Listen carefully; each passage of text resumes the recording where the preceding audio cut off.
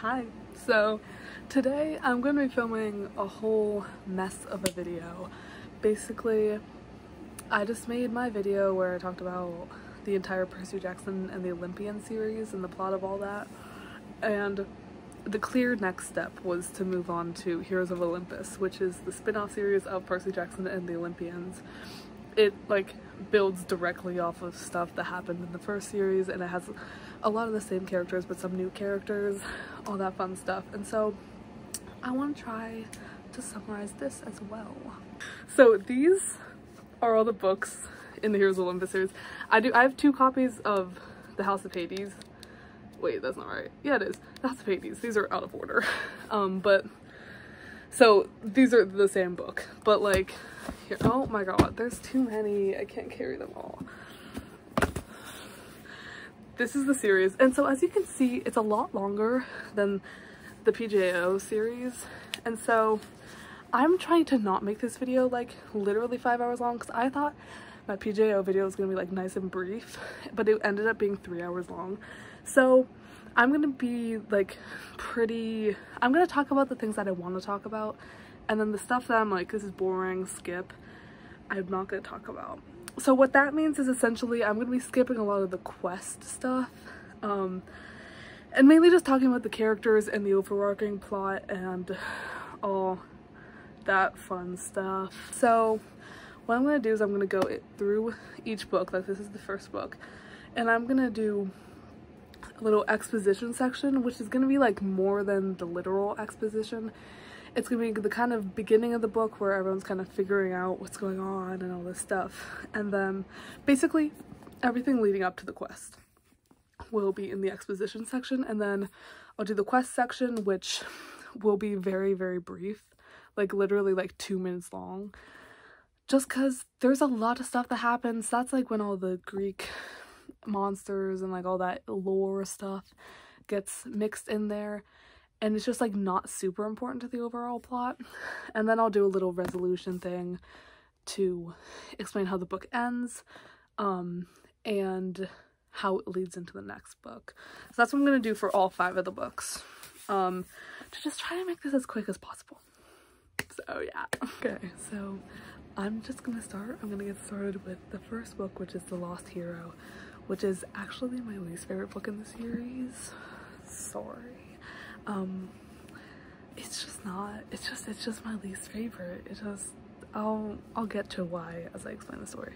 But yeah, so as you can see, I now have a whole diagram up here, a display, which I have the characters. Obviously there's some characters that are blocked because they're not in this book, that come later in the series, but I have all the main characters that we need for this book, and then some of them have little lines of yarn between them, which are showing they don't mean the same thing for everyone, but I'll explain it as we get to it. So yeah, so starting with The Lost Hero, this book starts off completely unrelated to the events of PJO. It just starts how it just hit my face, starts in a complete different place. So basically it starts with this character, which I decided to do pictures instead of name cards, just because I thought that would be more fun. So Jason, oh, I guess I won't say his last name. This is Jason, and he essentially just wakes up on the school bus, and he has amnesia. He does not remember a single thing. He doesn't know how he got there. He doesn't know what his name is. He doesn't know who any of these people are. And he's on a school field trip, and he's what's going on? And so he sort of wakes up, and he's to the people around him, he's what's going on?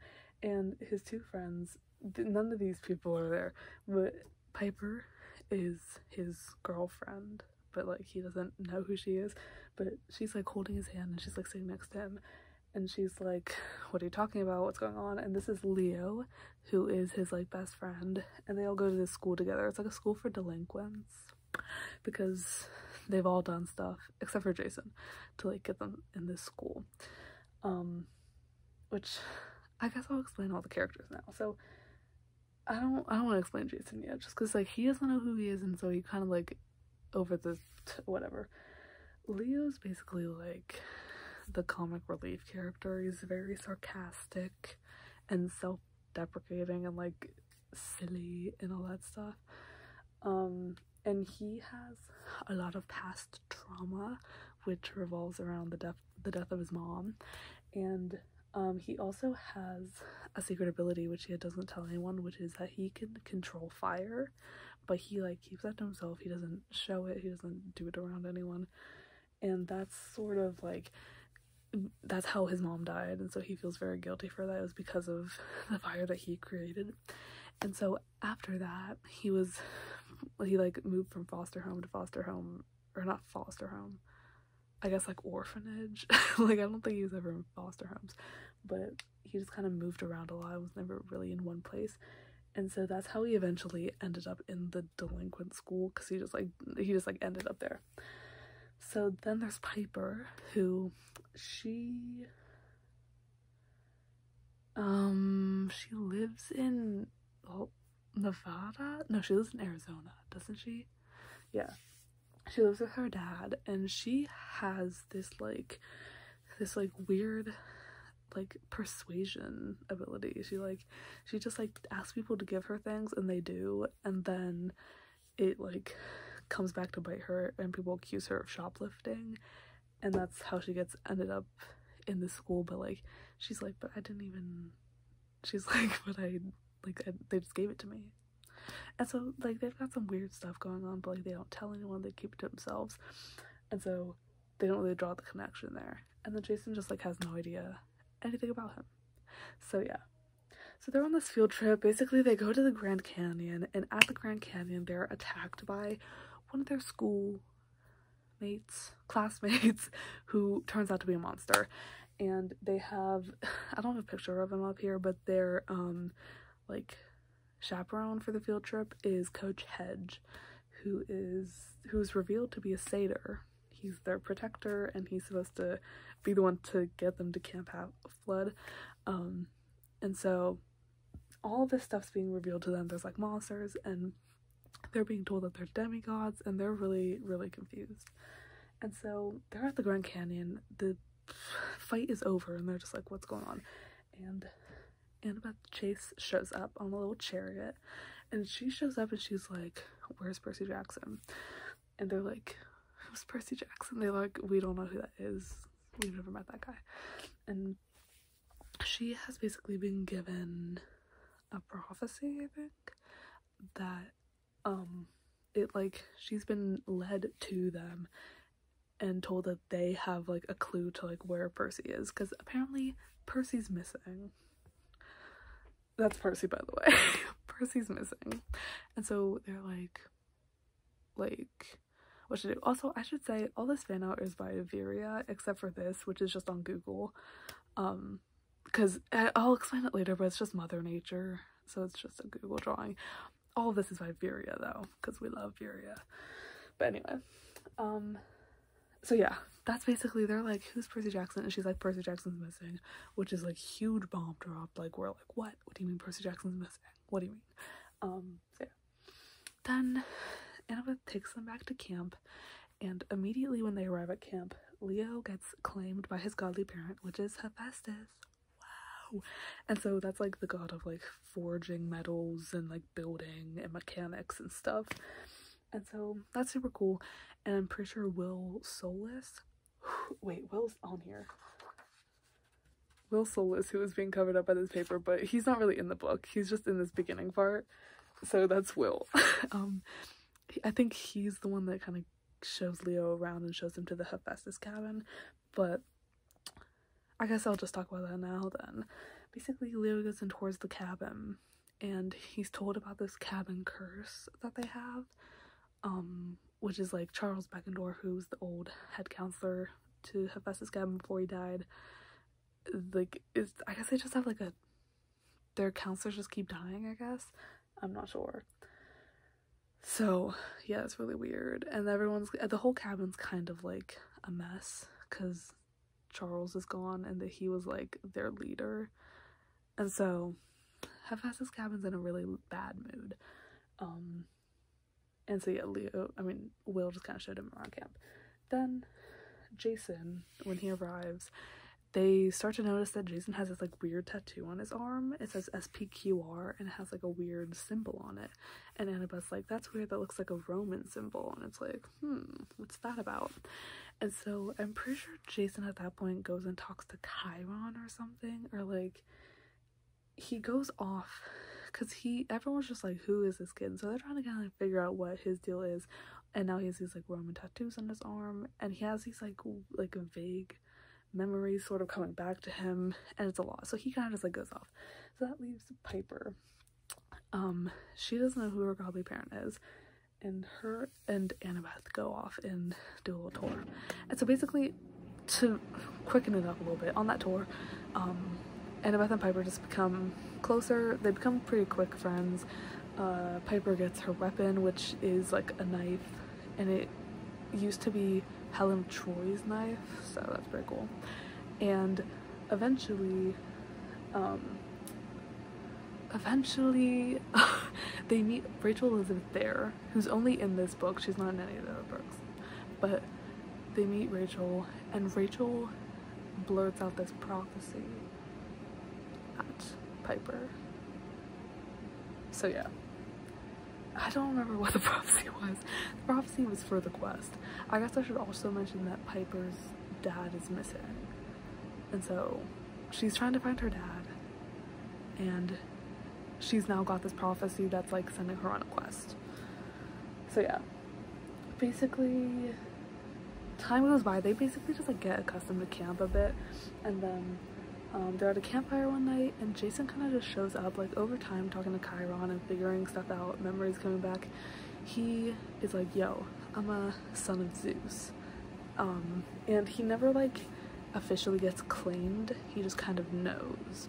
So Jason's the son of Zeus, and then that very same night, I'm pretty sure, Piper then gets claimed as a daughter of Aphrodite, which is very fun.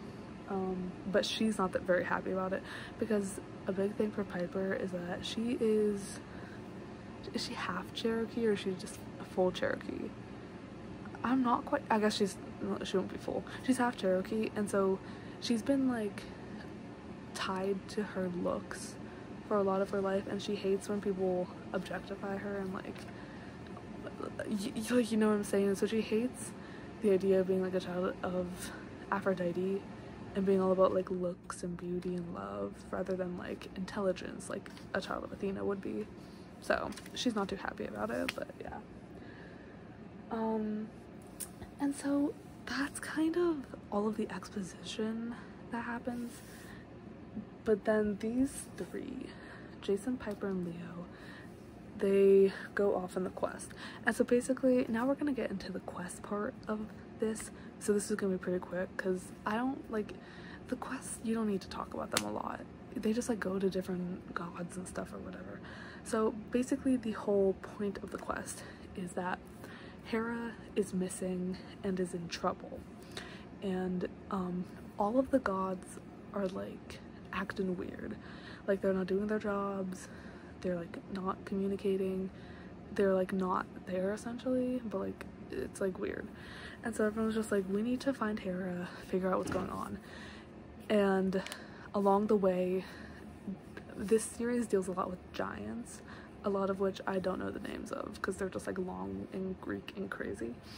And so basically there's these giants that are like really powerful, and they're holding Piper's dad captive, and they're also holding Hera. And so they need to go find the giants, kill the giants, save Piper's dad, and save Hera, and then along the way figure out Jason's whole past, which will eventually lead to something, and along the way just become stronger heroes. That's the main goal. They need to become strong heroes. So yeah, that's kind of it. They go to so like Camp Half-Blood's in New York, obviously. I'm pretty sure they go to like they go somewhere else. I don't remember where it is, dude. But they do along the way, okay, there's a lot of stuff that they find out actually. Jason, as he's remembering stuff, he remembers that he's Talia Grace, who I don't have a picture of, but she was in the first series a lot. She's the daughter of Zeus, he finds out that she's like his full sister. Like they're like, their godly parents are both Zeus and they're mortal. Like their mom is the same, which is really rare. Like normally like a god wouldn't, you know, have kids with the same person twice, so it's kind of crazy. And so he figures out that Talia's his sister, and like they eventually meet on the quest. Like they meet up with the hunters, and Talia and Jason meet, and it's really sweet because Talia's been like, she thought Jason was dead this entire time, but he's here, so that's fun. And also a lot of like the people they come across, and when they're talking about gods and stuff, Jason is always thinking of the Roman names of things, and everyone's like, he's so weird, why is he thinking of the Roman names? And it's like, come on, the signs are so obvious. But yeah, that's kind of the point of the quest. It's kind of just like the main plot of this entire series is that the giants are trying to rise up and like take over everything, and the gods are just gone, and so they need to like get the gods back so that they can get the giants out of the way and like all this stuff. So yeah, basically the whole quest happens, and in the end they save Hera, they save Piper's dad. She like gives him little potions so that he doesn't remember anything that happened, so he's not like mind blown or whatever. And Hera kind of gives him this little hint that like, BTW, like this isn't the end, you still got a lot of work to do, all this stuff. And yeah, that's like mainly what happens in the quest. So to resolve this, they return to camp. The gods are one step closer to being, you know, back to full power, and the giants have been temporarily stopped, but like, I guess I'll explain her now. This is Gaia, aka Mother Nature, and she's just like, she's the giant of like literally the earth and nature and everything. And so she is like the main giant, she's the leader of this entire issue, and she is the one, like they fight her off. Gaia's been temporarily held off, but she will return inevitably because that's like the main overarching conflict. So they survived for this time, yeah. And now all three of them are like, you know, they're like trained, they've been on a quest, they have some experience. Even like Piper, this is like a little subplot that happens. Piper is in the beginning, when she first gets into the Aphrodite cabin, like they're like, well actually it's just the main head counselor, Drew, she like doesn't like Piper. But Piper comes back after the quest because the whole camp rule is that it's either like the person that's been there the longest, or you can challenge that person if you've been on a quest, or if you've been on more quests. And so Piper's been on more quests than Drew, so she ends up head counselor of the Aphrodite cabin. And so yeah, but then the big finale of this book, which I must say, a lot of these books end in slight cliffhangers, and so the one for this book is basically Jason comes back, he's basically full memory now, he remembers everything that's happened in his past, and he comes up to them and he's like, yo, I'm not a Greek demigod, I'm actually a Roman demigod, which is why he knew all the Roman stuff. And he's like, I for my whole life actually trained at Camp Jupiter, which is like the Camp Half-Blood of the Roman demigods, and it's in California. And he's like, you know, it's like crazy over there in Rome. And he's like, I think, you know, me and Percy were like switched to bring the two camps together, and so that's why he was taken from the Roman camp, brought to the Greek camp, and so Percy's missing, and so they're meant to assume that he is now at the Roman camp to fend for himself because they're not so nice over there. And so basically the book ends with them kind of making a plan to get on this flying ship that Leo made and pop on over to California to Camp Jupiter and rescue Percy, and then get the rest of the Great Prophecy in line, because the Great Prophecy, let me see if I can remember it, it's 7 half-bloods of the no, 7 half-bloods shall, wait, it's 7 half-bloods shall answer the call. To storm or fire, the world will fall, or something. A final oath, or like one oath, a final breath, something. And foes bear arms at the doors of death. It's something like that. Those are the keywords in it. And so basically there, I mean, spoiler alert, these 4 are 4 of the 7, so wonder who we're gonna meet over here. I don't know, it's so funny. So yeah, basically that prophecy, they, at the end of PJO, when that prophecy was blurted out, they were like, this will be like in like 70 years, we don't have to worry about this, but it came into fruition in like 10 months, or like 10 months later it started. And so the great prophecy is now about this war with Gaia and all of the giants and stuff. So yeah, that is The Lost Hero. And the reason I just don't like this book that much, because I just think the quest is kind of boring. These 3 characters, my main thing is Jason is not my favorite character, and so having him as like the main, he's not like the main character, but he is like the main character of this book. Like, I used to dislike him a lot more than I do now, because now I kind of understand his character, where he's like, I just don't know, I just don't like him that much. And like Piper, I don't like their relationship, and I don't like that Leo's third wheeling the whole time. It's really weird. So yeah, it's just not my favorite book. The dynamic's weird, but yeah, that's all. Okay, now we're gonna move on to book 2, which is The Son of Neptune. I really love this book. It's my 3rd favorite in the series, which is like, I know that's like, it's like literally middle, but like my top 2 books in this are like some of my favorite books ever, so like 3rd is very respectable. Like, I really do love this book.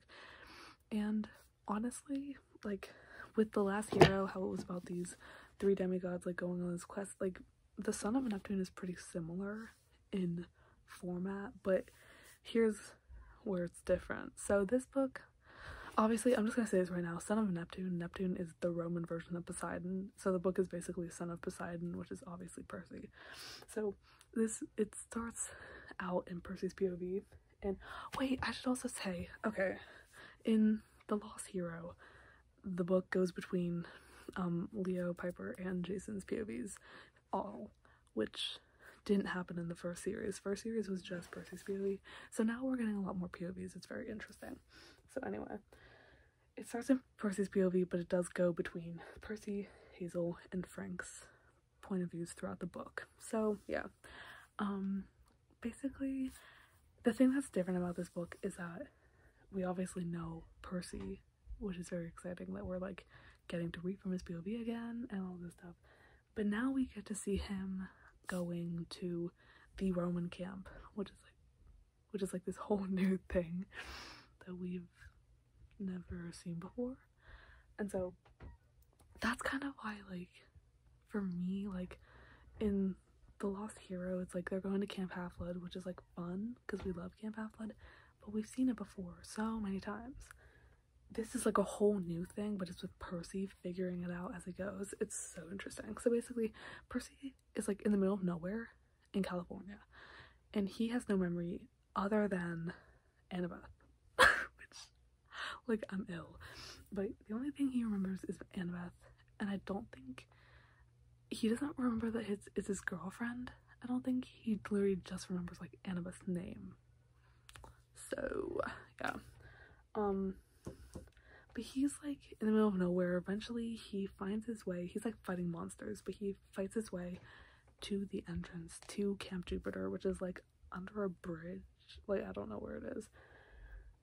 He's outside the entrance to Camp Jupiter. There's these 2 kids guarding the door. It's Frank and Hazel, and there's this like elderly woman who's like, help me, help me. See, I don't know what she does, but he like grabs her, he like picks her up, and they all run into camp. Later they like run in, and the lady reveals herself to her true form, and it's Hera, because of course it is. Hera causes a lot of problems in these books. So basically she shows up and she was like, I was testing you and you saved me. And so she like turns to the whole camp and she's like, this is Percy Jackson, he's the son of Neptune. Because at this point she wants everyone to think that he's Roman, and she wants him to think that he's Roman, just like keep it from being spoiled too soon. And so that's what happens. He shows up at camp and he you know, like, he doesn't remember Camp Half-Blood, but he remembers that, like, stuff at Camp Jupiter is, like, weird and unfamiliar to him, to something that happened in his past, you know what I mean? And so, like, like, Camp Half-Blood is very, like, ragtag summer camp. Camp Jupiter is, like, they're established, like, they have, like, buildings. It's not like cabins, it's like structures. They have a college, they have a whole city, they have like, it's a real like establishment. And so he's just like, this is crazy, and he like doesn't really fit in. People don't really like him that much. And there's this dude named Octavian, who I also don't have a picture of, but just picture like an ugly scrawny boy who can see the future, allegedly. He also very much does not like Percy. He's the Augur, I don't know how to say it, Augur of the camp, which is basically like the oracle, like what Rachel is to Camp Half-Blood. And so he's basically there, and Percy becomes friends with Frank and Hazel, because Frank and Hazel are both also kind of outcasts there, and they're all in the same like barracks, but I don't remember. It's like a number, but I don't remember what the number is. But they're like all in a group, and they do like what do they call it? Like camp game. I don't remember what they call it, but it's like capture the flag, but like deadly. Like they're not afraid to kill people there. It's really crazy. And so all this stuff's happening, and Percy's just kind of figuring it out. It's very fun to read. So now I'm going to talk a little bit about Hazel and Frank, because I should probably do that. So Hazel is the daughter of Pluto, which is the Roman equivalent of Hades, which is really exciting. And this is revealed later in the book, but might as well just tell you now so you get the full picture. She is actually from the 1940s. Yeah, she lived in the 1940s, and then she has this power, right, because she's a daughter of Pluto, and she has this power of like raising gems like out of the earth sort of vibe. And so basically she has these like powers and all this stuff, and one thing led to another. The way that she died, or yeah, spoiler alert, she died and then was brought back to life here, but she died because there was this giant that was like using her for her powers or something, and she sacrificed herself to stop the giant from coming to power. And so now, like decades later, she's like just been revived. Like it's probably been like a few months, like it has not been that long, and she's like back, and now that she's back, the giant is also coming back.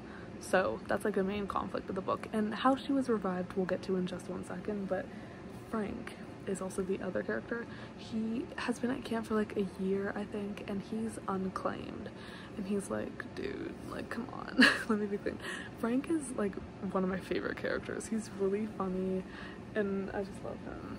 So yeah, he's like really sweet and all this stuff, but I don't know when this is revealed, because I'm pretty sure he doesn't, unless maybe he does have this from the beginning, I don't remember, but he can shapeshift into animals, which I don't know if you can see in this picture, but he has a bear arm.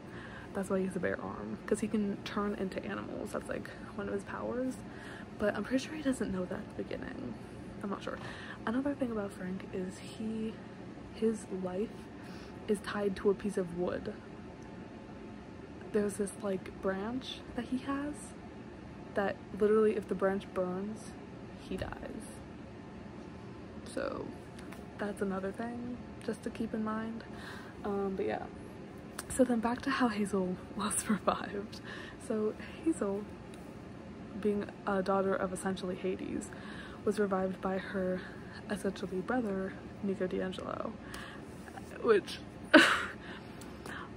basically for the past 10 months since the battle of, at the end of PJO, like the Battle of New York, the Great whatever, the Great War, Nico discovered that there's a Roman camp. He discovered that Hazel was in the underworld and that he has like a sister now because, you know, he lost his sister, so he's like trying to compensate, I don't know.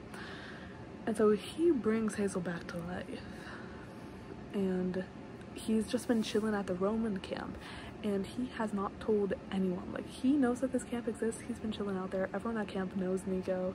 He's like, yeah, I'm a son of Pluto, sure. But he has not told the Greek camp anything. Like, Annabeth is like, where's Nico? Like, she doesn't know where he is. No one knows where he is. He's been here. And so there's this really crazy scene. It's when, like, Nico first interacts, like when Nico first shows up in the book. Percy's like, again, Percy doesn't remember anything. And so Percy's like, there's this kid who's like dressed in all black and he looks sad. And he looks familiar, but I'm not sure why I recognize him. And he's like, I'm Percy Jackson. And Nico's like, nice to meet you. And it's so crazy. Because Nico, not for a second, is like, sure, I'll tell Percy. Like, he could just tell Percy everything right now and it would be done. And he would like know who he is and it would all come back to him. Nico's like, no, you can figure it out yourself, which is really funny. So yeah, that's kind of the main thing that happens in the beginning. Also, so eventually they do play Capture the Flag. Capture the Flag is like a generous way to put it. It's like very brutal. But while they're playing the game, they notice that the kids that should be dead aren't dying. They keep coming back. And it's like weird. And they're like, what's going on? And so basically, after the game, Mars, who's the Roman equivalent of Ares, shows up at the camp, and I'm pretty sure that's when he claims Frank. So Frank is now like claimed as a son of Mars, which is like, it was like so crazy because Frank is a lover, not a fighter. And so being claimed as like the war god's child is like insane. But yeah, so now he's a child of Mars, and Mars is kind of like, he gives him a prophecy.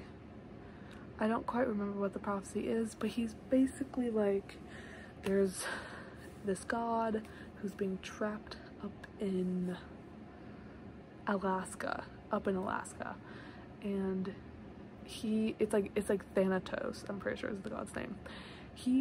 Since he's like up there and he's not doing his job, people aren't dying. Which is like not good. So like that's why in the game everyone was dying but coming back to life. So like people aren't being sent to the underworld anymore. They're just like coming straight back up. So you need to go and like get that god, bring him back, whatever.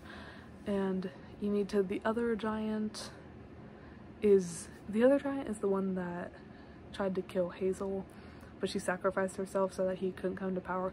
He's back again because Hazel's back again, and so they have to also stop him. And so it's a lot of stuff about like stopping giants, again, because they all work for Gaia and they're trying to start the big war and all this stuff.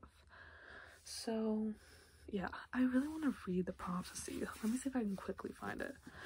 But basically,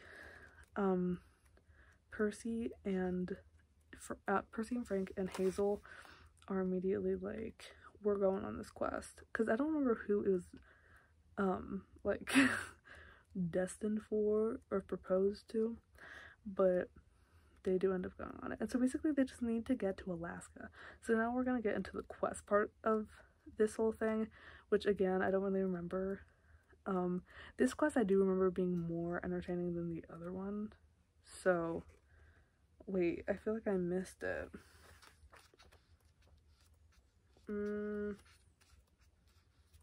Maybe not, I don't know where it is. Oh, wait.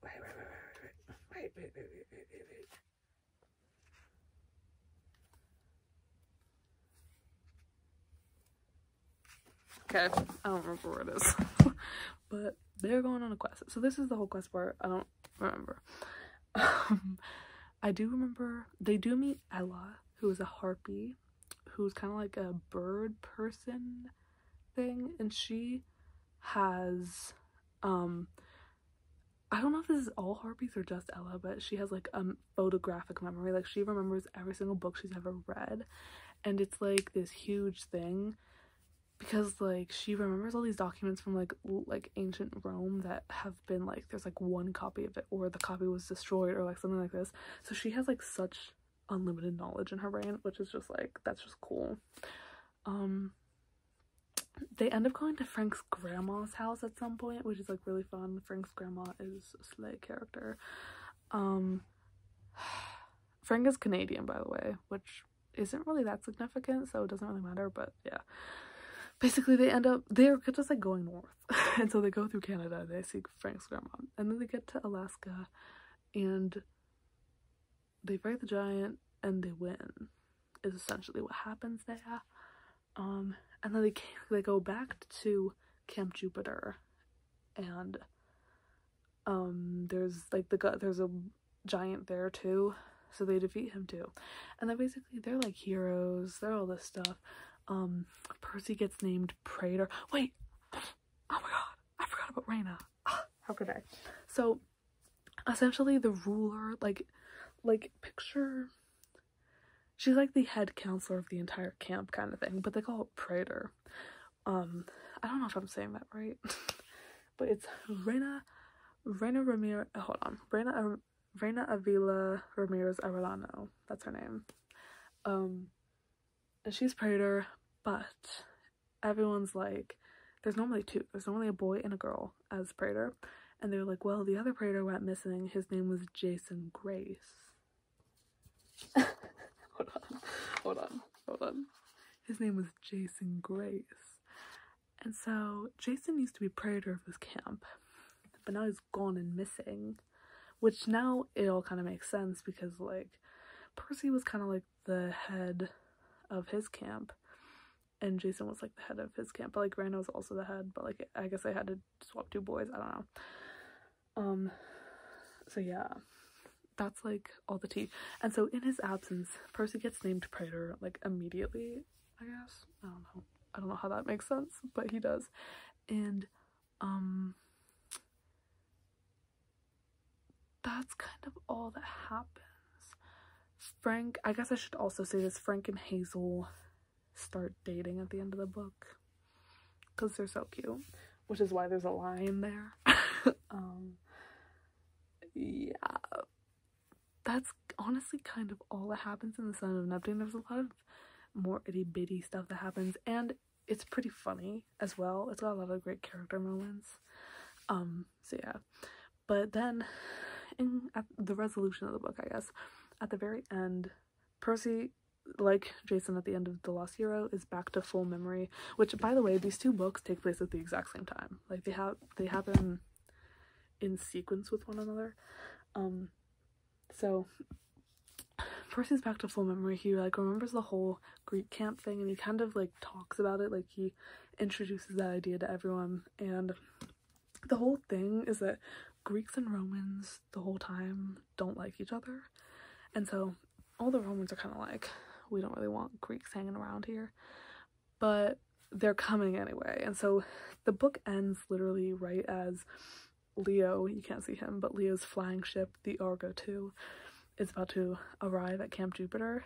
And so I guess the end of this book is like a month or two after the end of The Lost Hero, but like everything's kind of falling into place, and they are everyone's about to be reunited. And again, like I can't stress this enough, Annabeth thought Percy was dead. Percy like only remembered her, all this stuff. She's been like looking for him for like months, for real. It's like crazy. And also, I'm also just gonna add this in here, I don't remember if Raina and Jason were dating, but there was like something there. But then, you know, him and Piper are now a thing, and so that's a whole thing. And then at some point when Percy was becoming Praetor, she tried to make a move on him, but he was like, sorry, I got a girlfriend. But she's very chill about it. I love Raina. She's a boss. So yeah, that's kind of the main plot. So yeah, I love this book. It's really good. I'm so excited. Now we're moving on to the Mark of Athena, which is literally my favorite book Rick has ever written in his life. I love this book so much. Like, look, I guess the spine doesn't show how much I love this book and how many times I've read it. It's magnificent. It's so good. It's like a collision of worlds. It's beautiful. I love it. I love it. Like, I actually cannot stress to you enough how much I love this book. So this is obviously number 1 in my ranking. And you'll understand why as I explain the plot of this book with the passion that I have for it. So basically it starts off literally right where the Son of Neptune ends, and even more significant, it starts with an Annabeth POV, which at this point, there have been 7 books, not even including the spin-offs or like the little standalone books, that have had Annabeth Chase as a character that is like mentioned and just like in the story, but we've never read from her POV. But this book, there's so many Annabeth POV chapters. It's so focused on Annabeth, and Annabeth is like my favorite character other than Nico. Annabeth and Nico are both my favorite characters. And it's just, reading from her POV is like literally so good. So it starts with her POV, just so exciting, and it's her on the Argo 2 as they're about to land at Camp Jupiter, and she's like, oh my gosh, I'm gonna see Percy. What if he doesn't remember me? What if he met a new girl there? Like, what if all these things? So she's very nervous, and so basically on the Argo 2, I guess I should say, is Annabeth, Leo, Piper, Jason. I guess I should give last names, shouldn't I? Just real quick right now, I'm gonna give everyone's last names. Annabeth Chase, obviously. Leo Valdez. Piper... So suddenly I can't speak. What's that about? Okay. Piper McLean. Jason Grace, obviously, brother of Talia Grace. Percy Jackson, duh. Frank Zong, I'm not sure. And then Hazel Levesque. I love that last name. So yeah, that's everyone's last names. But anyway. So yeah, it's the 4 of these people who are on the Argo 2 plus Coach Hedge, who's the satyr, obviously from the beginning of The Lost Hero. He's like overseeing their whole adventure. So yeah. So yeah, basically they just like arrive at Camp Jupiter. Camp Jupiter is very like, again, like don't like Greeks, weirded out a little bit that they're there, but like kind of trying to accept it. So they all land, they come out, and everyone sees Jason, and they're like, yes, Jason, because they've been missing him. And so Jason's kind of like their, I don't remember, is it Jason or Annabeth talks? I don't remember which one, but Jason's like their link. They're like, okay, if Jason's cool with them, then we're kind of cool with them, so yeah, it's fine. But as Jason's like introducing everyone, Annabeth and Percy see each other in the crowd, and they just like immediately rush towards each other, and they hug and they kiss, and they like, well, they jump for joy and all this stuff, and it's so cute. I literally remember where I was when I read that. I was sitting in math class, and in 7th grade math, I was like advanced, and so I got to sit in the corner and do my own assignment. And so I was like done with my assignment because it was like 1 Khan Academy, and so I was reading this book and I read that, and I was like literally like screaming in my head in the corner. So yeah, that's really fun. But so after that, so they like, these two, they're like, whoa, they're like interrupting the moment, kind of, that's like joining the Romans and the Greeks together, and they're just like focusing on them. So it's this whole thing, and they kind of like regain composure. And then Raina steps up, kind of, and she's kind of like, welcome, all this stuff. And she's like, I don't remember if, hold on, okay, yes, okay, they all meet at like the Camp Jupiter mess hall, but it's not like a mess hall, it's like a cathedral, because they're like really fancy there. And so they're all at like the dining area. they're all eating a meal. They're kind of getting to know each other, and they are talking about the great prophecy, kind of, because, you know, like 7 demigods, I forget it again, what is it, 7 demigods answer the call, and so they're like, yo, it's gotta be like, you know, foes bear arms to the doors of death. That's gotta be like Greeks and Romans bearing, like, coming together in this way. And so they're like, well, boom, we've got 7. And then Octavian, who's like always trying to insert himself, he is like, well, no, who's to decide that it's you guys? And they're all like, it's us. And even like Reina's like, it's like them, like, deal with it. And so these 7 are the 7, like, they're literally the 7. And so that's kind of just declared there. And so while they're having this meal together, they're all, you know, they're all chatting with each other, all the like crossovers are happening, and they're just talking about like Greek and Roman stuff and the rivalries and all that. And eventually Ella, the harpy who was mentioned in the Son of Neptune, who has like the photographic memory, memorized all these old prophecies and documents and stuff, she looks at Annabeth and she's like, oh my god, and she starts reciting this prophecy that is about a daughter of Athena. And I don't remember what it was. I could probably find it, honestly. But she starts reciting this prophecy, and everyone's like, I don't remember why they're all trying to like cover up what this prophecy is. But it's like they don't want Octavian to hear it, I guess, because Octavian is like, wait, hold on, it's coming. Yes, it's coming. Hold on. Okay, yeah. Okay, this is what she says. She says, okay, this is what it says. Ella repeated. She looks straight at Annabeth. Bad luck. There she is. And then this is the prophecy. Wisdom's daughter walks alone. The mark of Athena burns through Rome.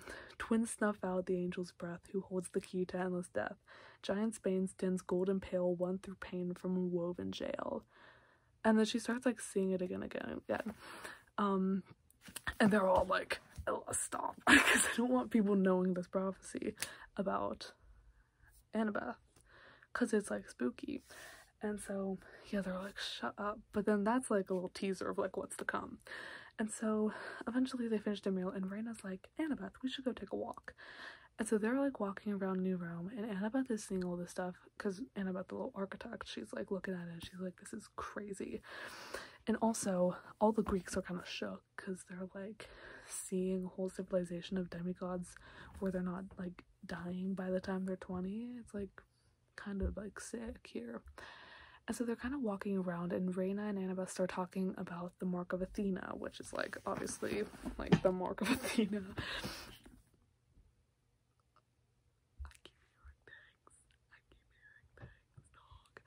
I literally sound like I'm hearing ghosts. Anyway, what was I saying? The Mark of Athena. They were talking about the Mark of Athena, and basically Reina's like, the Mark of Athena, it's a statue, is what it is.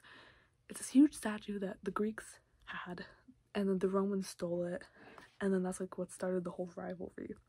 And so they're like, you know, to work out this prophecy and fight this war against Gaia, we need to like come together, and we need to like find the Mark of Athena and return it to Greece, or return it to the Greeks. That's like what we gotta do. And Annabeth's like, period. But what she doesn't say is Annabeth spoke to her mom like a few weeks ago, I think, and her mom already told her that she needs to like do this thing. Because here's the whole lore behind the Mark of Athena, because it's very important to the rest of the series, so I might as well just explain it. Basically, like, one child of Athena every generation, or like every 100 so years, is sent on this quest to find the Mark of Athena, and it's like literally this like impossible thing that no one has ever come back from. Everyone's died, and once you are like told to go on this quest, you can't really say no. You just kind of have to do it. And so it's basically like a suicide mission. And so Annabeth has been like picked for this, and so she has to do it. And it's like very scary, you know what I mean? And so, yeah, that's the whole Mark of Athena thing. And so Annabeth and Raina are on this walk. They're talking about, like, being bosses and just being queens. Suddenly, from over the distance, they see the Argo too. This whole time is like floating in the sky, by the way. It's just like a flying boat. It's floating in the sky. Suddenly New Rome is being attacked. Suddenly there are bombs coming from the Argo too. And Raina's like, you guys are attacking us. And Annabeth's like, I promise we're not attacking you. And she's like, we didn't plan this or anything. And so they rush down. The Romans start turning on the Greeks and all this stuff. Like these, or I guess just these two, Jason isn't being attacked, but like they're being attacked. Everyone's like, get out of our place.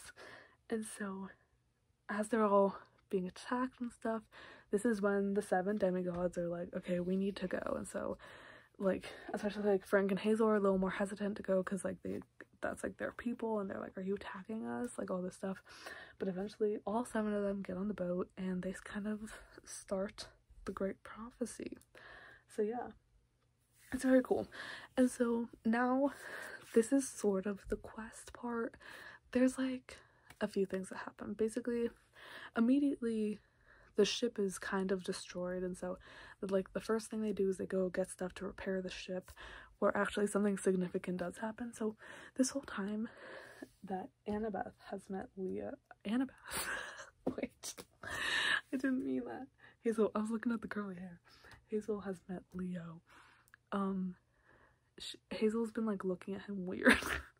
And Leo's been like, why is this girl looking at me so weird? Basically, Hazel, who again is from the 1940s, like way long ago, her boyfriend back then was Leo's grandpa. And they look exactly the same apparently. And so, what was his name? Sammy Valdez, and that's Leo Valdez, obviously. And so Hazel keeps looking at him because she's like, why does he look like Sammy Valdez from back in the 1940s? And that's just like, there's no real like plot to it. I don't know, it's just like a weird thing that happens. So I would put a little line between them, but they're like, putting a line through the middle here would be so inconvenient, but like pretend that because there is a connection between the two of them. And so then there's this like the weird dynamic between Frank and Leo, because he looks like her old boyfriend and she keeps looking at him, and Frank's like, hey, yo, that's my girlfriend. And so that's just something that happens because as they're going to get stuff to fix the ship, Leo and Hazel go alone, and so it's like a weird thing. And then so then, like, as they're on this quest, wait, what are they trying to do? They're trying to find the Athena Parthenos, first of all. Wait, I kept calling it the Mark of Athena. It's called the Athena Parthenos. That's the name of the statue. But they're trying to find that. And they're trying to... What else are they trying to do, girl? Let me read the back of the book. Because, like, the main thing is the Annabeth thing. They're trying to also close the doors of death. But yeah. And so basically they're just going to a bunch of different gods and stuff. Then eventually, well, I guess no, we'll hold up. So they have like a lot of like little team meetings at the ship, where they're like, you know, planning and they're plotting and all this stuff. And at one of them, Annabeth shows up with, in my head, she has like a coin. I don't remember what the coin does, but I know she definitely had a map, because there was this map that Annabeth got eventually that like showed how to get to the Athena Parthenos, but she was the only one that could see it, and so it was very much like you're the only one that can be here sort of thing, like no one else can help you on this quest. And so also I should say, this is like such an important book, because especially for Annabeth, because the only other quest that she's had that was like her quest was in the Battle of the Labyrinth, where she had her own quest, but she had like 3 other people helping her, and then Rachel Elizabeth Dare helped her out, which she hated. And so this is like literally just her, and so it's a whole thing of like she wants to be independent and do it herself. And so, yeah. I do what I want, I'm crying in the river, and I said it was fun. Okay, so literally, like, it's like halfway through the book, honestly, is when Annabeth goes on her solo quest. So they arrive in, literally couldn't tell you, I have no idea what anything in this series takes place. They arrive in some town, and she, basically, everyone thinks that she's gonna die. And so, like, her and Percy go for this, like, little, like, lunch thing. And it's so sad because they both think that she's gonna die. It's crazy. But then essentially Annabeth goes on this quest to find the Athena'S. She goes to, it's like crazy, she breaks her ankle like 2 seconds into this quest. And so she does all of it with a broken ankle, which is crazy. And then, so she's like going in,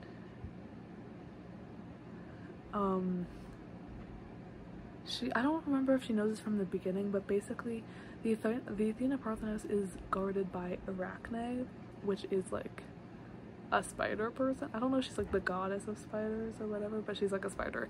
And children of Athena's biggest fear is spiders, because there was some lore that happened between Athena and Arachne, which is why Arachne is hiding the Athena'S.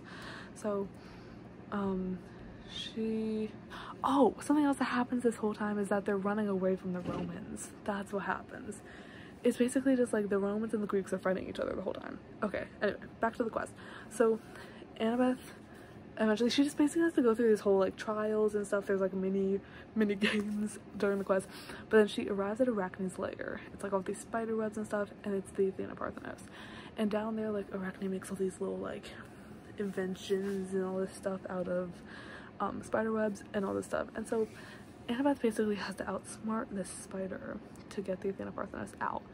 So what she eventually ends up doing is, it's this whole reference to the beginning of, or not the beginning, but at some point in the book they're talking about Chinese finger traps, like, you know, the thing that you pull, and it's like a whole thing that like Frank doesn't know how they work, and he like goes and asks Annabeth about it. It's like a really fun moment. And she eventually, in the end of the book, she uses that same like idea of a Chinese finger trap to trap Arachne. And so it's like, as much as she pulls and tries to get out of the spider webs, they hold her back. So kind of fun.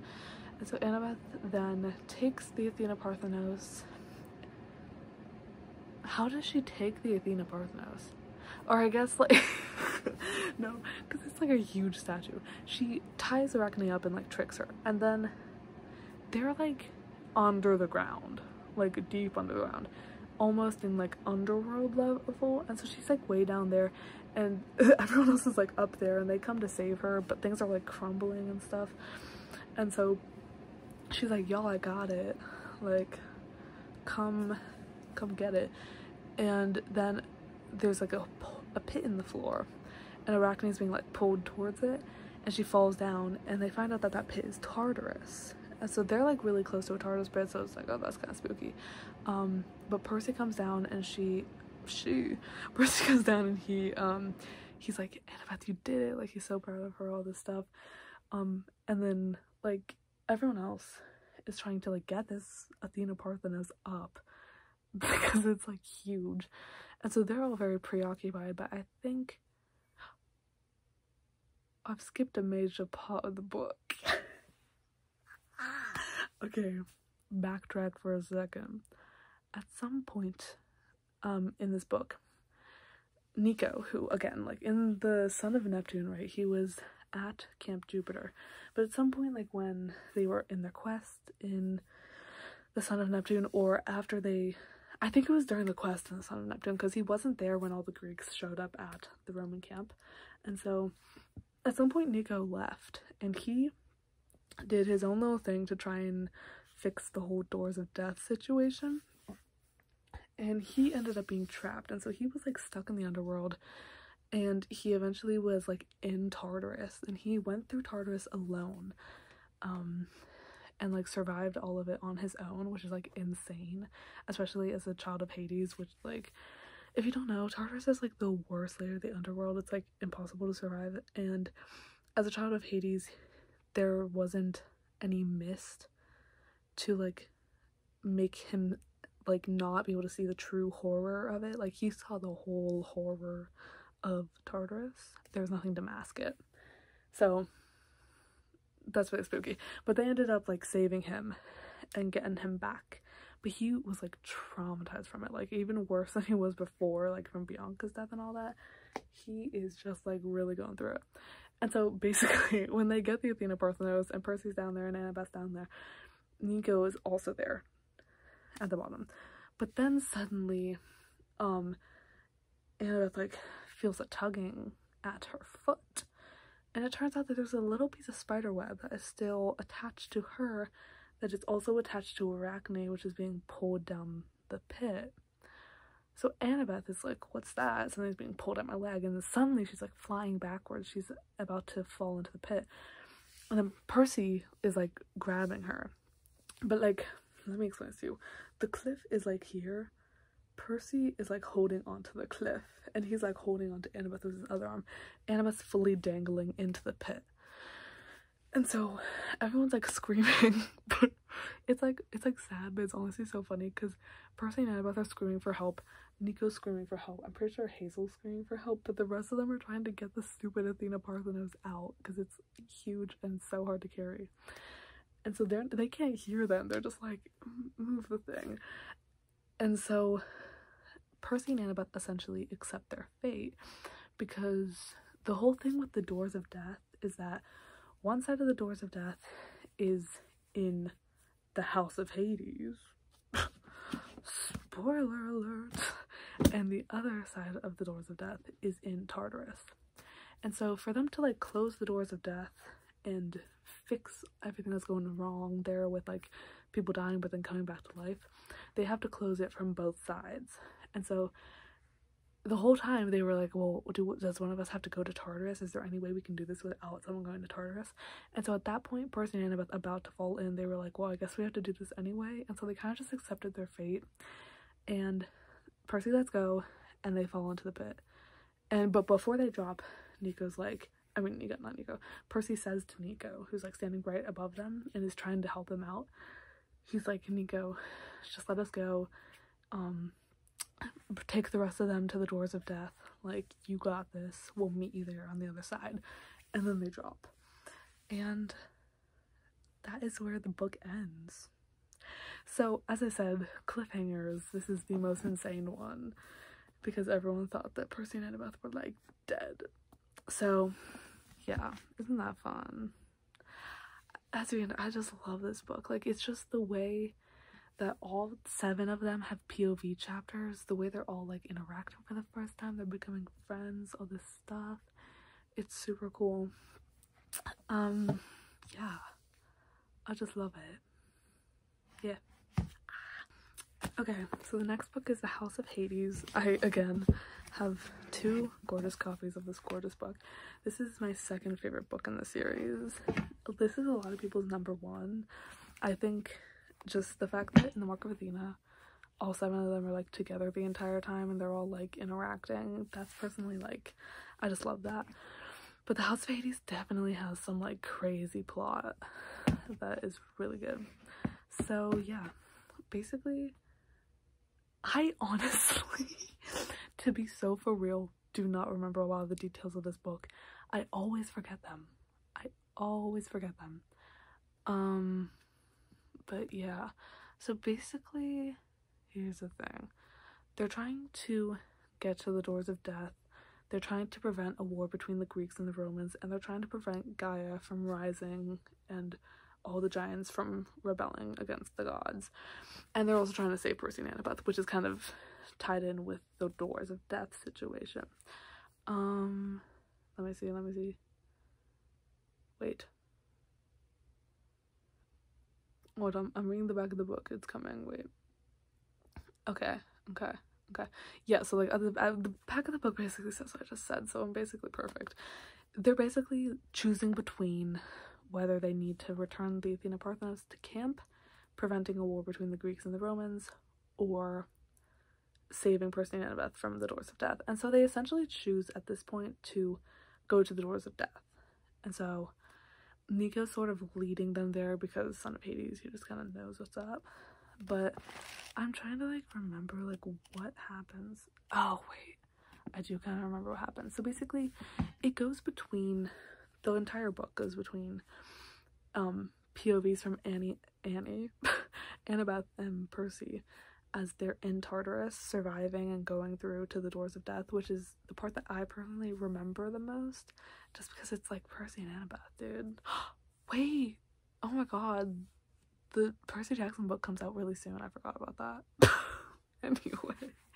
anyway, oh, perfect, yeah, fan couldn't come on, perfect. And then the rest of them are trying to get to the doors of death, whatever. But they're also the people who aren't going, or I can't fucking do it. The people in the above world, are also kind of like figuring out their powers a little bit. They're kind of getting some W's. Wait, someone, I'm so scrambled right now. Basically, I'll just start with Hazel. Hazel, is sort of befriending Hecate, or Hecate, I don't know how to say her name, but she's like the goddess of like witchcraft or whatever. Basically, Hazel's learning witchcraft for real, which is so cute. Frank is honestly just becoming a lot like stronger and more confident, but that doesn't, like, the end of the book is really when his big transformation happens. So yeah, Percy's obviously trying to survive Tartarus. Annabeth's trying to survive Tartarus. Jason could not tell you a single thing that man's doing. Like, sorry, I'm not trying to hate on Jason, I just don't like him. Piper, what's Piper doing? Piper, she's using her charm speak abilities, I know that for sure. She's helping out the team with the charm speak. I feel like she's doing something else. What else is Piper doing? Not sure. Also, I should also say Jason's really like torn this entire time because he like really liked the Greek camp when he was there. Like, we kind of saw that at the end of The Lost Hero, how he was like, you know, at Camp Athena they all took me in and accepted me, but the Roman camp is not the exact same way. And so Jason kind of really liked Camp Athena and the Greek way of demigodliness, and so he's kind of having like a personality crisis over, like, he's like technically Roman, but he identifies with the Greek ways a lot more, so that's his whole thing. Piper, I don't know what she's doing, but yeah. Leo, basically there's this whole thing called the physician's cure. Someone, I don't remember who, but a female goddess of some sort tells them that one of them's gonna die. It might be Nike, I don't know. At some point they all meet. Wait, no, that's Blood of Olympus. That's so Blood of Olympus. I don't even know when this happened in the book, dude. That might be Blood of Olympus. Dog. Okay, whatever. Don't even worry about it. Leo's just chilling. And Nico is on the Argo 2 with all these fools, and he essentially hates them all. But he loves Hazel because she's his sister. So that's what they're doing. There's only one other thing I remember, but I'll get to that later. Basically, Annabeth and Percy. The first POV from Tartarus we get is from Annabeth, and it's as she's falling to the pit, and it's like they have been literally falling for like 7 days. That's how far down Tartarus is. And so they arrive in Tartarus, and it's all like dark and gloomy, and they're just like so spooked.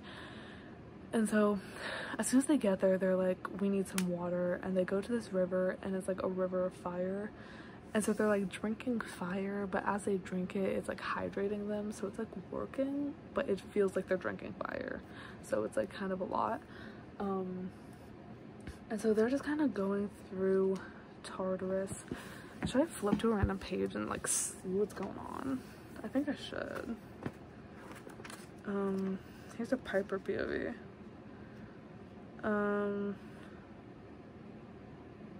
Oh, Piper and Hazel are becoming friends. They're cute. They're so cute. Yeah, like they have fun character moments.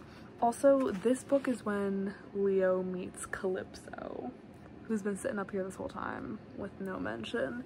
So at some point, Leo gets sent to Ogygia, I don't know how to say it, Ogygia? That's how I've always said it, but I don't know if that's right. Which is Calypso's island. Essentially the whole myth behind that is a man gets sent there, and as soon as Calypso falls in love with him, he gets sent away. So that's the thing. But and the whole thing is like they can never go back, they will never be able to find Ojiji again, but Leo promises that somehow he'll come back, and so that's some tea. Wait, okay, here we go. Wait, that's not it. It's coming. Because this is a big piece of tea. I don't know what it is. Someone tells them there's another prophecy. Wait, I got it.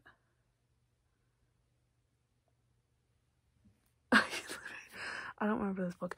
It says in the great prophecy, it says to storm or fire the world must fall, or something like that. And so they're trying to figure out if that means Jason as in storm or Leo as in fire. That's a whole other thing they're trying to do. And I literally can't remember if the physician's cure is in this book or if it's in the other one.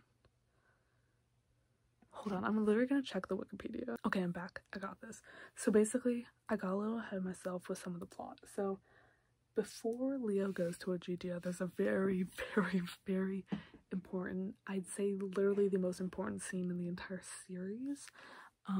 Very important thing that happens. So as a part of their little trials to find the doors of death or whatever, they split up. And so in one group, some of them go, but eventually Jason and Nico are on their own, and they're going into this little house. It's not the House of Hades, but it's of a similar vibe. And so they're trying to get a scepter. Yes, that's what they're trying to do. They're trying to get a scepter. Not sure why. They just need a scepter. And so they go in there, and that's where they meet Cupid. And you might be thinking, like, Cupid, that's fun. That's fun. No, it is not. So Cupid essentially is like, I'll give you the scepter, but he's like targeting Nico. I don't even know how to explain this in like a way that does it justice. But essentially, he's like, Nico, you gotta tell the truth. Nico, you gotta like be like, tell the truth to yourself, like whatever. And essentially, he, in return for giving them the scepter, he forces Nico to out himself as gay. Really fun. So yeah, it's a really like brutal scene. And okay, so here's what, like, I can't talk. Nico has to tell Jason that he at one point in time had a crush on Percy Jackson, hence that little line there. He doesn't anymore, but like he did when he was like really young and he first met him, and he was like 10 and he was so cute. And he just saw Percy as this like hero and all this stuff, but then Percy, I mean like unintentionally, but Percy really wronged Nico for not keeping his sister safe like he promised to do. And so that's sort of why Nico was so upset by that. And he was also coming to terms with the fact that he was gay and all this stuff. And so essentially Nico is outed. And like this is crazy. He was like the first queer character in the whole Percy Jackson universe, I'm pretty sure. After him, there's a lot more representation, unless we're counting the Hunters of Artemis as ace and aromantic, which I think we should, period. But yeah. So I need to mention that. That's like such an important scene. And like Jason, like, I mean, like, what can you even say in that situation? Like, that's horrible, but like Jason is supportive. And I think, oh, it's so sad. Looking to the future, whatever, but like in the moment Nico is just mad about the whole situation, like rightfully so, but he eventually, like, Jason is like a really great friend to him, so that's cute. And then basically, so Annabeth and Percy are like struggling through Tartarus. They're like struggling, but they meet this dude named Bob who's a Titan, and essentially it like Nico in one of the little like mini books that was released, Nico met Bob the Titan, who had like had his memory erased, and so he is a Titan and he doesn't remember any of the evil that he did as a Titan, you know, and so he's just Bob now. And Nico is like his one friend, and so as Percy and Annabeth go down there, they meet Bob, and he's like, I don't know, at some point he's either like, do you guys know Nico? Or they're like, we know Nico. And so through their connection to Nico, he befriends them. He's like, period, I'll protect you. But it's like, it like annoys me because they like do not speak to Nico. No one talks to Nico other than Hazel. So I'm like, you know, like, anyway, I judge them for that harshly. But yeah, they're like in Tartarus. Percy and Annabeth are just like struggling through. They've like put through, there's in the House of Night, there's like with the night goddess, I don't remember who it is it Nyx? I don't know. They go through there and it's like really scary. Like Annabeth gets a curse on her where she can't see Percy, and she's like, Percy, did you leave me? And he's like, I'm here, I swear. It's like really spooky. There's at some point in the book when Percy, obviously being a son of Poseidon, can control water, but there's at some point where he starts bloodbending, which everyone, it's kind of an iconic moment. Not iconic as in like, yeah, it's bloodbend, but just like, it really is crazy. And Annabeth is like really upset about it. So, sorry Annabeth. But yeah, there's just like a lot of stuff that happens there. But basically in the end, the people who are above ground, you know, everyone but Percy and Annabeth, they eventually arrive at the doors of death. And they're kind of going through the House of Hades, right? They don't arrive at the doors of death, they arrive at the House of Hades. And they're going through and they're doing all the different trials and stuff. At some point, hold on, it's coming. At some point, Jason, as I said, Jason is like, I think I want to be a Greek demigod, not a Roman demigod. And so he like gives up his praetorship, because as soon as he returned to camp, people were like, okay, Percy's not the praetor anymore, Jason's back in it. And so he gives up his praetorship because he's like, well, if I don't really want to be Roman, I don't deserve this position. And he gives it to Frank. He gives it to Frank. And so Frank's praetor now, which is really fun. And Frank essentially like levels up. He basically, I don't remember what it's called, but it's like the blessing of Mars or something. If I had to name it, that's what I would call it. Basically, as like a child of Mars, he gets this like, I don't know, he just like literally like grows. Like he just gets like muscular and taller. And suddenly he's so capable. He is like, he can fight anyone. He's so strong. And he's like a warrior. And so as they're going through the House of Hades, he's like pummeling them down. So, yeah. But then, as the above ground people are arriving at the House of Hades, Percy and Annabeth are getting to the doors of death.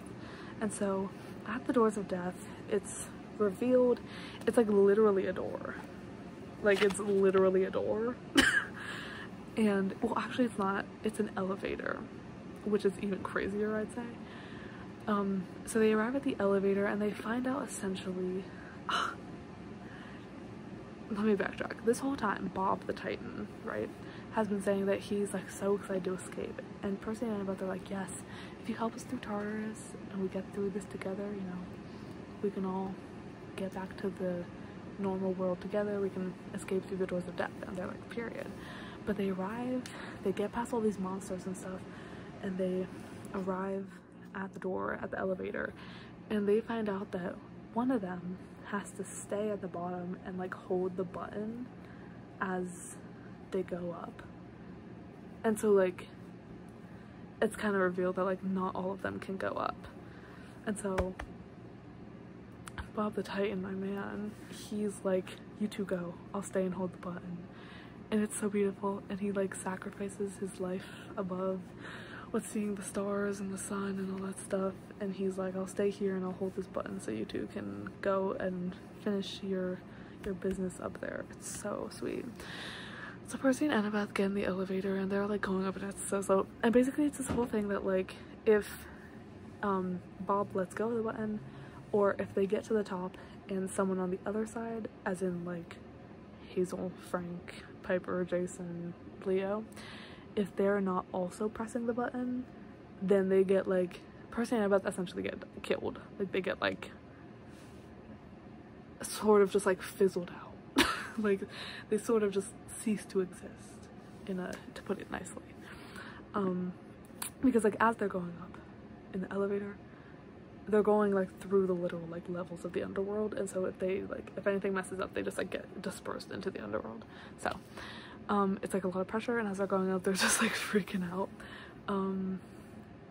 And surprise, surprise, on the other side, as they arrive to the top, Leo grabs a screwdriver, chucks it, and it hits the button at the exact time it needs to, and Percy and Annabeth escape. And so they are other than Nico, well, I guess like including Nico, they were the second and third, people to survive Tartarus ever. So that's really fun. Well, I guess it's not that fun. It's not fun for them. It's fun to read. And so they get out, and so the doors of death have been sort of sealed. So now they don't have to worry about like because they couldn't fight the war with the giants until the doors of death were sealed, because if they killed a giant, the giant would just keep coming back, you know what I'm saying? So the doors of death have been sealed, they're fixed, and now they're sort of ready to move on to step 2, which is sort of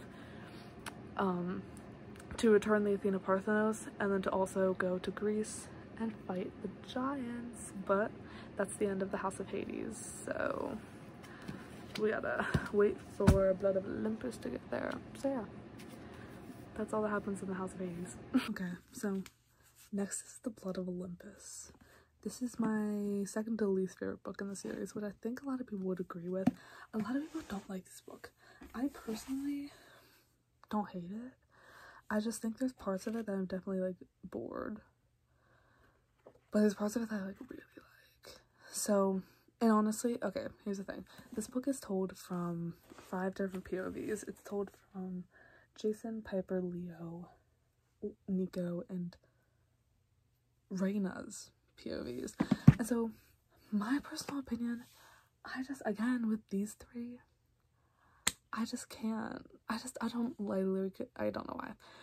I'm just not their biggest fan. And so, reading from their POV, I'm like, I just don't really care. And so, Raina and Nico, however, like, love that. We have never gotten those 2 POVs before, and like in this series they're the first 2 that aren't part of the like main 7 demigods that have POVs. And like I love Raina, but like Nico's POV, are you kidding? Like this is the first. Nico had been he'd been in 1, 2, 3, 4, 5, 6, 7. He'd been in 7 books up to this point, and we never heard from his POV, and now we get it, and it's like so good. So yeah, I just love. But basically, they split into 2 groups, right? One group to deal with Gaia and the Romans, one group to get the Athena'S back to Camp Half-Blood.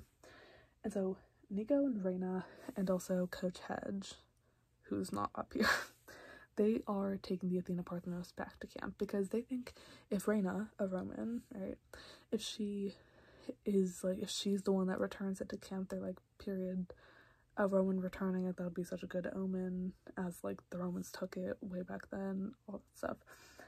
And so then the rest of them are dealing with Gaia, because they're like the 7 in the prophecy, right? So yeah, basically, okay, stuff happens, it's kind of irrelevant. So basically the first important thing that happens is that I mentioned this earlier, they meet Nike, and she makes them perform, like, Nike's the goddess of like winning or something, or like victory, whatever. And so she makes them, I don't remember who, I think it's Hazel, Percy, Frank, and Leo. They have to like participate in this like Olympic Games, but in the end she tells them that one of them's gonna die, and that to prevent one of them dying, they need to find the physician's cure, which will basically like bring them back to life. If they take it and then they die, they'll be brought back. So they're like, period, we need to get this physician's cure. And there's like 3 things that they need to get. They go around, they get it. I'm probably not going to do a Trials of Apollo recap video, but Apollo helps them get the last of the 3 ingredients, which leads to the events of the Trials of Apollo, because he's being punished for helping them out to get this thing. So, kind of important, but like not related to this series. So they get the physician's cure. It's all good. And then we cut to Nico and Reina and Coach Edge. So they're what they're doing is they are shadow traveling slowly their way across the world to get back to Camp Half-Blood. Because I don't remember where the Doors of Death were, but I feel like they were like in Italy or something. Or maybe Greece. I guess yeah. I don't know where it is. Maybe Rome, but that's in Italy. I don't know. So yeah, they're going back. And basically along the way, it's just I love the dynamic of the returning the Athena'S group, because first of all, they run into a lot of stuff that triggers Reina. Like, they meet her dad's ghost or something, and her dad is crazy. And so they have to like kill her dad's ghost. It's like all this stuff. But then it's also Nico kind of healing, because he's, you know, with shadow traveling, Nico's always like, I can do it, I can do more, but it really drains him. And so everyone's like, Nico, you cannot be shadow traveling that much. And so Reina being like this big sister type, and then Coach Hedge being this like I guess coach type, like fatherly figure, but like not fatherly, but like coachly. I don't know. They're just like, Nico, you can't do it. And he's like, oh, okay. And so they just like have a really nice dynamic. Trying to remember what happens after that, but then eventually like they do get the Athena'S to camp. But yeah, cut back to the other group. They've got the physician's cure, and now they find out that they found out at the beginning of the book that the giants and all those people, they're not planning to invade Mount Olympus. They're invading like Acropolis. It's somewhere in Athens. They're going to Athens, and so the whole group's like, period, we're going to Greece. And so that's in Greece, right? Yeah, it's in Greece. They're like, period, we're going to Greece. And so they go, and they're like fighting all these giants. That's what oh wait, it's not on this cover. I have like the new cover that has like this, but the other one shows them actually fighting the giants. But yeah. Wait, hold on. This is crazy. There's a little like description on the back. Ooh, good.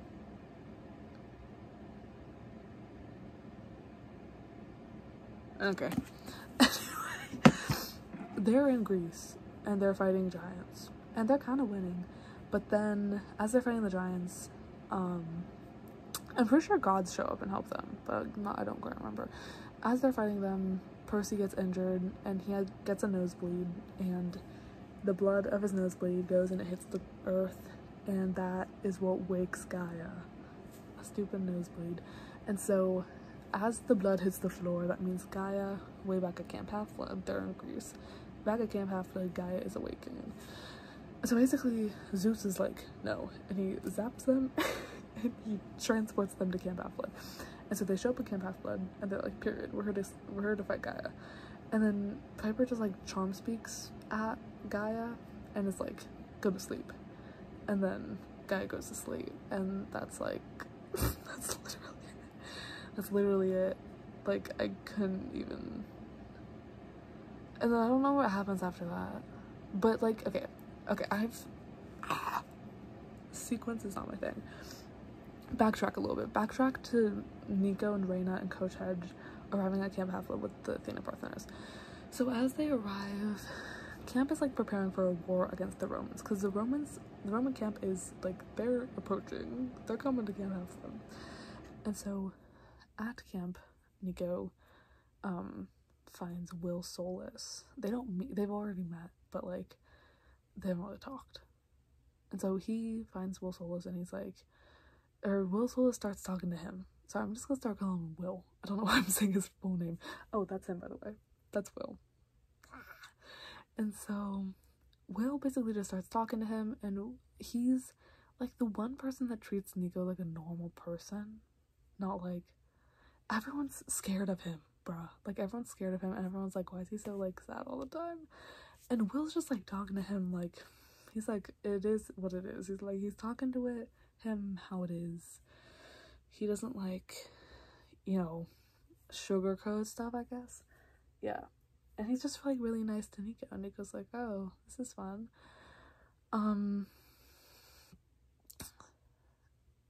Yeah, so that happens. And then, so I'm pretty sure like they're just kind of like becoming friends. Isn't that interesting? And then they start to like go to war. The Romans show up. See, I don't remember the sequence of like the war with the Romans. I guess the Romans show up first. I don't know when the Gaia thing happens. I don't know when the rest of the evil people come. But basically they fight the Romans at some point. They're fighting for a little bit. And during that, like, Nico and Will are teamed up. At some point, Octavian dies. And it's like actually insane. Because like Nico like kind of kills him. Don't even worry about it. But yeah, they're fighting, and then eventually either like it's when Gaia shows up or it's when like other evils show up. The Greeks and the Romans are like, we're better than this. We're gonna team up together to fight against the common enemy. And so they do just that. And in that, it's Leo, as you know in the prophecy, it says the storm of fire, the world must fall, whatever. Leo, and they were told like, one of you guys is gonna die. Leo makes a sacrifice and he decides it's gonna be him that dies. And so Leo, I don't remember how it happens, but I'm pretty sure he's on Festus and he like, the fire happens and he dies, essentially. Yeah. I don't know. But Leo's dead. So yeah. So then in the so like they win the war, right? In the aftermath, they're just kind of like figuring stuff out. I don't remember what happens at the end. I don't remember if they all stay at Camp Half-Life. I think everyone kind of hangs out at Camp Half-Life for a bit, but I'm not quite sure.